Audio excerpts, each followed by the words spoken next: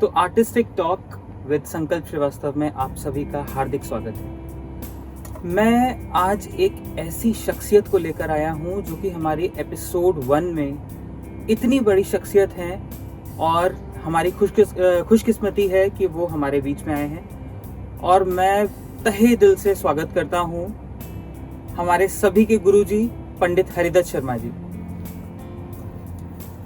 पंडित हरिदत्त शर्मा जी का नाम लेते हुए भी मुझे बहुत ही गर्व भी हो रहा है और बहुत शर्मिंदगी भी हो रही है कि मैं उनका नाम ले रहा हूँ। वो वैसे हमारे सर जी हैं, गुरु जी हैं। तो मैं एक आपसे सर एक सवाल करना चाहता हूँ कि आपका संगीत का सफ़र कैसे शुरू हुआ, क्या हुआ जो कि आपको संगीत की ओर लेकर गया?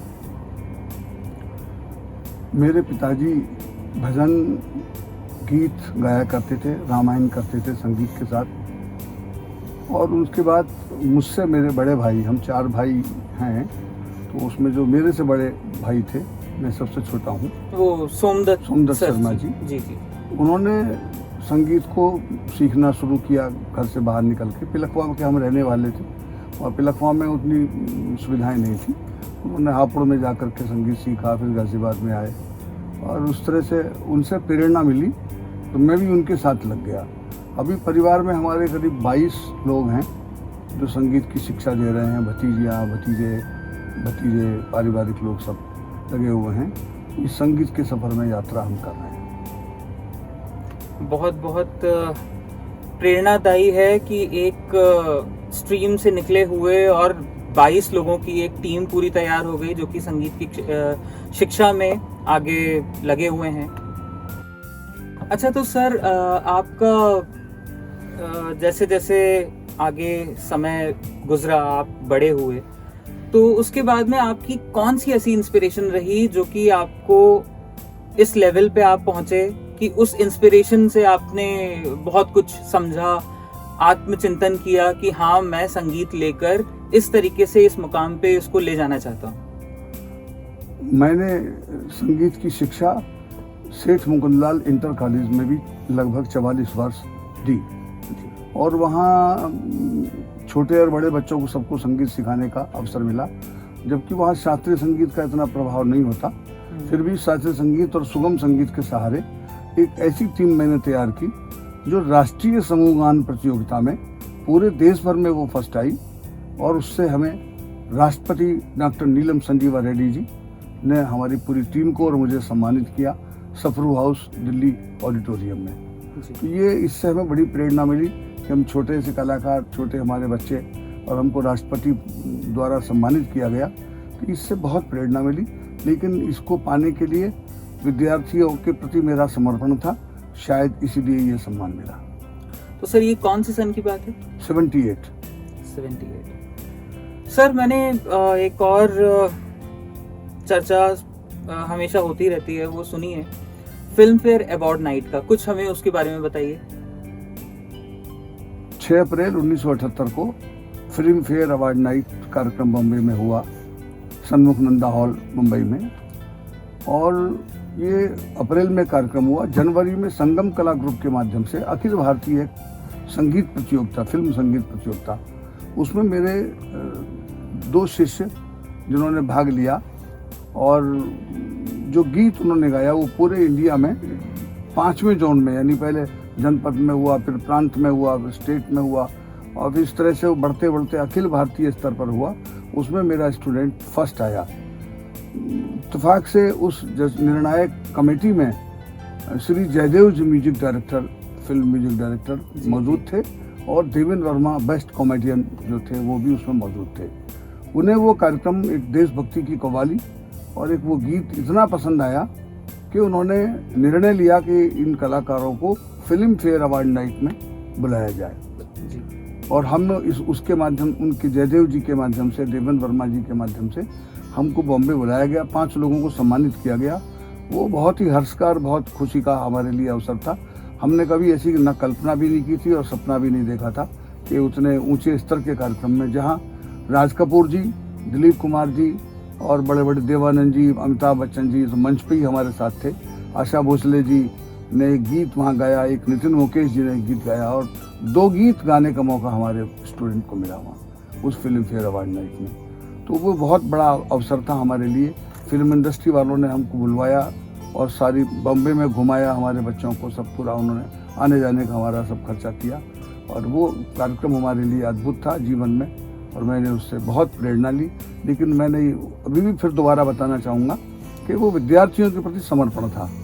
वो मुझे सम्मान मिला तो मेरे स्टूडेंट के माध्यम से मिला, कि उन बच्चों को परफॉर्मेंस करने के लिए फिल्म फेयर अवार्ड नाइट जैसे कार्यक्रम में बुलाया गया।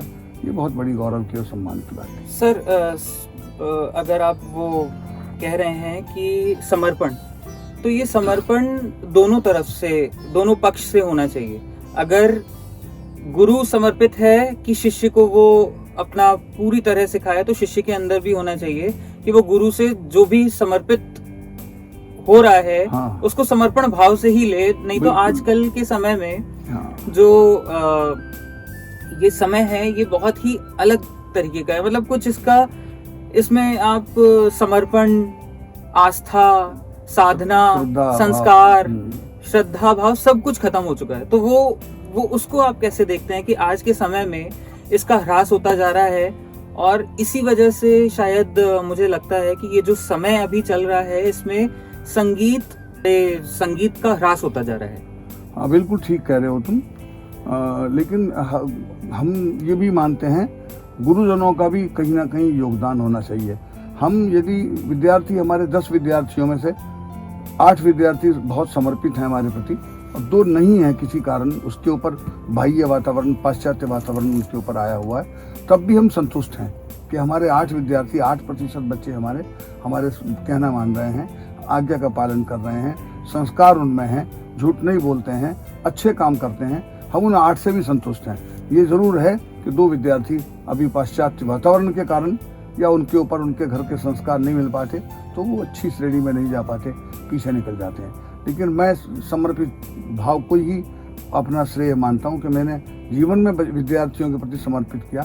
एक दृष्टांत मैं सुनाना चाहता हूँ तुम्हें कि अभी हाल में लगभग 8-10 साल हो गए, महात्मा गांधी जी की गांधी कथा, जिस प्रकार रामायण कथा होती है, कबीर कथा होती है, तो महात्मा गांधी की कथा मेवाड़ इंस्टीट्यूट में वसुंधरा में हुई, और उसमें 5 दिन वो कथा चली। गुजरात की टीम, जहाँ महात्मा गांधी जी का आश्रम था, वहाँ से महात्मा गांधी जी के निजी सचिव रहे जो अपने नारायण देसाई, उन्होंने वो कथा कही, और 5 दिन म्यूजिक देने का काम, बैकग्राउंड म्यूजिक में, और भजन गवाने का काम, म्यूजिक सुनाने का काम, वो मेरे जुम्मे आया।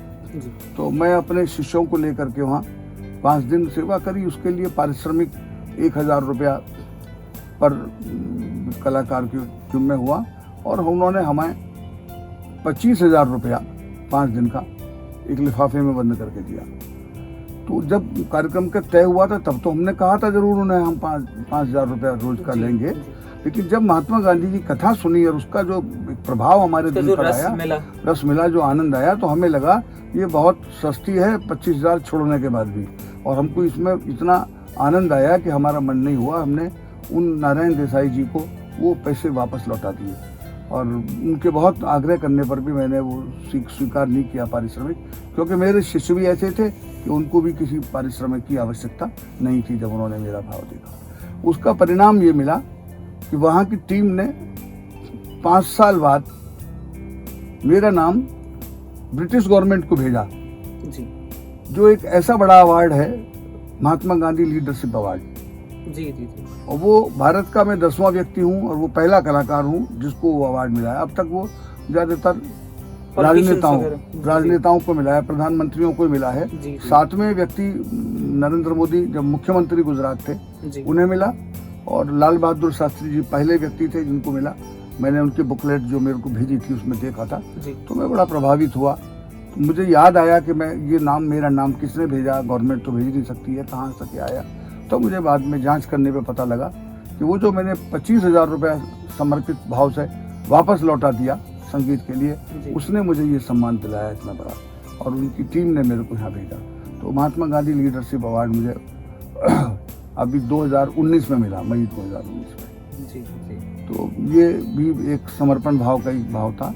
और यदि अध्यापक अपने शिष्यों के प्रति पूर्ण समर्पित है, कहीं कोई उनकी गलतियां भी हैं, कहीं उनकी कहीं भूल भी हो जाती है, उनको क्षमा करने की शक्ति रखता है वो गुरु, तो निश्चित रूप से परमात्मा की कृपा उन गुरु पर होती है और वो आगे सफलताएं प्राप्त करते हैं। बिल्कुल। सर, मैं इसी के विषय में ही एक और बात जोड़ूं, तो क्या आपको लगता है सर कि अभी भी गुरु शिष्य परंपरा आगे बढ़ सकती है तो कठिन, लेकिन नामुमकिन नहीं है, असंभव नहीं कह सकते, क्योंकि आज वातावरण दूषित हो गया है और जल्दी से किसी पर विश्वास नहीं किया जा सकता। इसलिए ये विषय लड़कियों और लड़कों दोनों को ही सीखने का अवसर मिलता है, तो है कठिन लेकिन असंभव नहीं है। आज भी गुरु शिष्य परंपरा को हम जारी रख सकते हैं, मगर वही भाव जो आज से 50 साल पूर्व थे वो आज हमें लाने होंगे, तब हम अपनी इस श्रेणी को बचा सकते हैं। बिल्कुल बिल्कुल। सर, आपके न जाने कितने स्टूडेंट्स हैं, मतलब पूरे देश में ही ऑलमोस्ट फैले हुए हैं। 1000 से अधिक होंगे जिनको मैंने नज़दीक से सिखाया है, और वो कहीं ना कहीं संगीत के स्कूल में, कॉलेजों में, पब्लिक स्कूलों में कहीं ना कहीं अपनी रोजी रोटी संगीत के माध्यम से कमा रहे हैं। ऐसा मेरा अनुमान है, लगभग 1000 से अधिक होंगे। जी जी जी। आपके बहुत से स्टूडेंट्स हैं जो कि विदेशों में भी हैं, यहाँ से आपसे सीख कर गए और विदेश में सेटल हो गए। बिल्कुल गए। तो और वो सब गरीब छात्र थे, ये मैं जरूर बताना चाहूँगा। वो गरीब छात्र थे, शायद कभी भी उन्होंने ऐसा सपना नहीं देखा होगा कि विदेशों में जाकर के वो इंस्ट्रूमेंट बजाएंगे या काम करेंगे, मगर उनकी कला ने उनको इतना ऊंचा उठाया कि वो विदेशों की यात्रा करके आए। जी जी। मैं आप सभी को एक सूचना भी बताता हूँ कि हमारे सर जो हैं उनका अपना इंस्टीट्यूट है, भातखंडे संगीत महाविद्यालय गाजियाबाद में स्थित है, और वहाँ पे हर तरीके के कोर्सेज हैं, डांस, म्यूजिक, वोकल्स मतलब, और तबला, एवरीथिंग। और साथ में एफिलिएशन प्रयाग संगीत समिति और लखनऊ भातखंडे से, और साथ में खैरागढ़ यूनिवर्सिटी से। तो सर, इस प्रक्रिया में भी आपको बहुत ज़्यादा स्ट्रगल करना पड़ता होगा, बहुत परिश्रम करना पड़ता होगा। ये कैसे आप मैनेज करते हैं? इस उम्र में भी अभी तक मैनेज ही करे जा रहे हैं। हाँ, बिल्कुल ठीक कह रहे हो, ये कठिन कार्य है। और तुमने प्रश्न किया है तो मैं तुम्हें इसका उत्तर देता हूँ।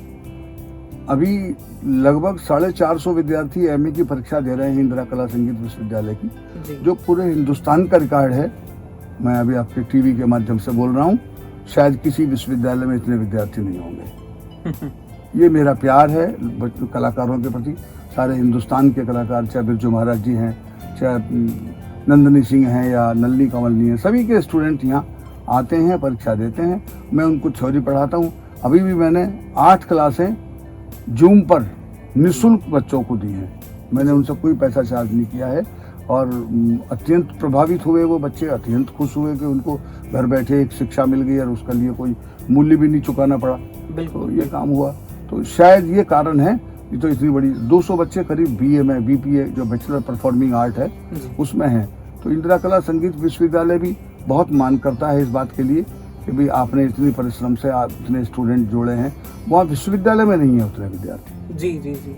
तो ये सब समर्पण का ही एक अंग है कि उन बच्चों के प्रति कहीं मुझे ना अहंकार होता है इसके लिए, ना कहीं मुझे अभिमान होता है इसके लिए कि भाई वह इतने विद्यार्थी यहाँ बैठ रहे हैं, वो काम कर रहे हैं, सेवा चल रही है और शिष्य काम कर रहे हैं। कितने विद्यार्थी ऐसे गरीब हैं जिन्होंने पूरे 1 साल की, लगभग कुछ भी नहीं तो 200 बच्चों में से 50 बच्चे होंगे जो पूरे साल की फीस नहीं दे पाए हैं। जी। इस कोरोना काल में इतना बुरा हाल हुआ है, मगर मैंने उनको किसी को परीक्षा से नहीं रोका, सबको परीक्षा दिलवाया, और कुछ की तो एग्जामिनेशन फीस भी मैंने स्वयं भरी, इसलिए कि ये संगीत बचा रहे, हमारा संगीत चलता रहे, किसी गरीब बालक को किसी को तकलीफ ना हो।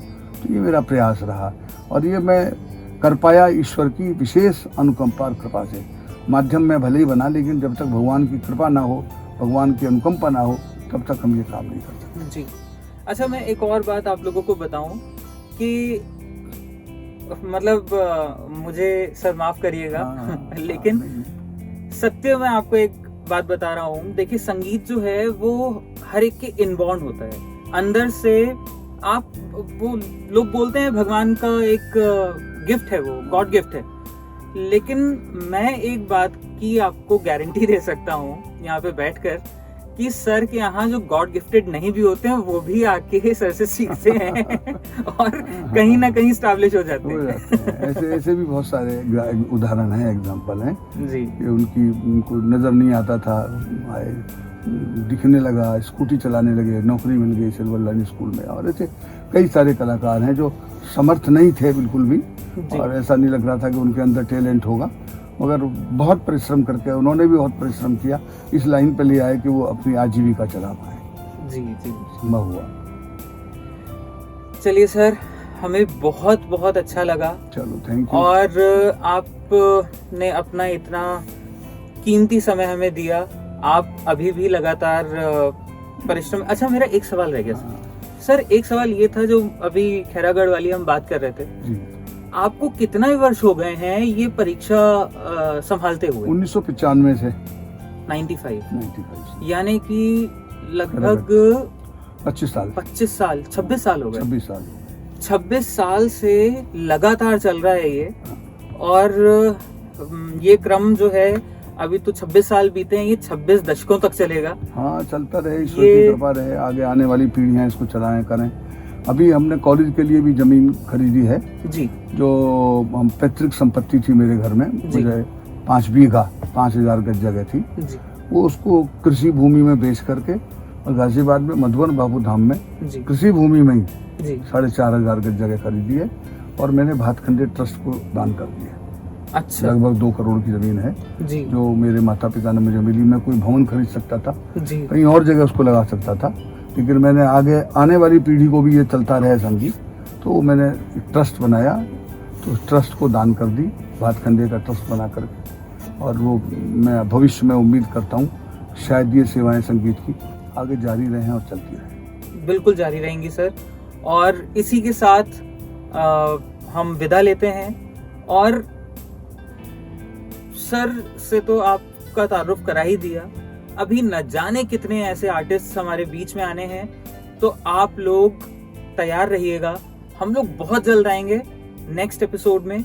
और sir, thank you so much, आप आए यहाँ पर, आपने हमारा दिन बना दिया, आपने हमारा कार्यक्रम बना दिया। मेरी बहुत बहुत शुभकामनाएं, संकल्प, बहुत आशीर्वाद है। सरस्वती माँ तुम्हें ज्ञान और बुद्धि देती रहें, ऐसी मैं प्रार्थना करता हूँ। नमस्कार। नमस्कार सर।